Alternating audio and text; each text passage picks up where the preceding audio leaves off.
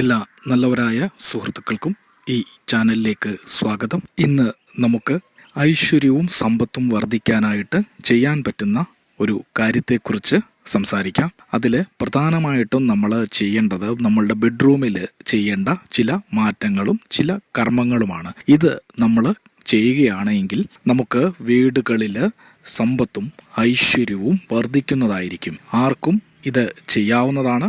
ഇത് ചെയ്യേണ്ടത് ചൊവ്വാഴ്ച ദിവസമായിരിക്കണം എന്ന് മാത്രം. ചൊവ്വാഴ്ച ദിവസം രാവിലെ, അതല്ല എന്നുണ്ടെങ്കിൽ സന്ധ്യാസമയത്ത് ഈ ഒരു പരിഹാരം ചെയ്യാവുന്നതാണ്. ഇത് ചെയ്യുന്നത് കൊണ്ട് തീർച്ചയായിട്ടും നിങ്ങൾക്ക് നിങ്ങളുടെ ജീവിതത്തിൽ തന്നെ വലിയ വലിയ മാറ്റങ്ങൾ, നേട്ടങ്ങൾ ഒക്കെ ഉണ്ടാകുന്നതായിരിക്കും. ചെയ്യേണ്ടത് ചൊവ്വാഴ്ച ദിവസം കുളിച്ച് ശുദ്ധിയായതിന് ശേഷം ഒരു നാരങ്ങ കയ്യിലെടുത്തിട്ട് നമ്മളുടെ തടസ്സങ്ങളും നമ്മളുടെ ബുദ്ധിമുട്ടുകളും മാറണം എന്ന് നമ്മളുടെ ഇഷ്ടദൈവത്തോടെ പ്രാർത്ഥിച്ചതിന് ശേഷം നമ്മളുടെ പൂജാമുറിയിൽ ഈ നാരങ്ങ വെക്കുക.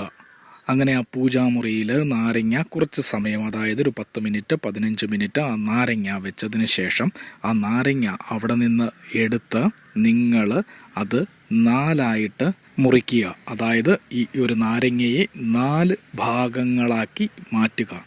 അതിനുശേഷം നിങ്ങളുടെ ബെഡ്റൂമിൻ്റെ 4 മൂലയ്ക്കും ഓരോ പേപ്പർ, അതല്ല എന്നുണ്ടെങ്കിൽ ചെറിയ ചെറിയ പാത്രങ്ങൾ ബെഡ്റൂമിൻ്റെ 4 മൂലയ്ക്കും വെച്ചിട്ട് അതിൽ നിങ്ങൾ കുറച്ച് ഉപ്പ്, നിങ്ങളുടെ കൈക്ക് തന്നെ കുറച്ച് കല്ലുപ്പ് ഈ പാത്രങ്ങളിലേക്ക് അല്ലെങ്കിൽ ഈ പേപ്പറിലേക്ക് വെക്കുക.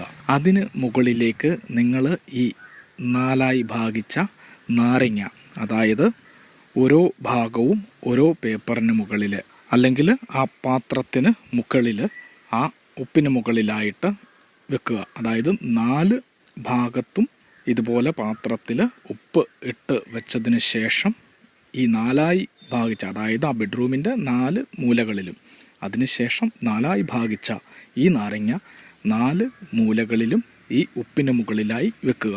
തൊട്ട് അടുത്ത ദിവസം, അതായത് ബുധനാഴ്ച ദിവസം കാലത്ത് ഇത് നിങ്ങൾക്ക് വീടിന് പുറത്ത് കളയാവുന്നതാണ്. ഇത് തുടർച്ചയായി എല്ലാ ചൊവ്വാഴ്ചകളിലും ചെയ്തു വരിക. കുറഞ്ഞത് നിങ്ങൾ ഒരു 3 ചൊവ്വാഴ്ചയെങ്കിലും ഇത് ചെയ്യുക. തുടർച്ചയായി ചെയ്യാൻ പറ്റുന്ന എല്ലാ ചൊവ്വാഴ്ചകളിലും ഇത് ചെയ്യുക.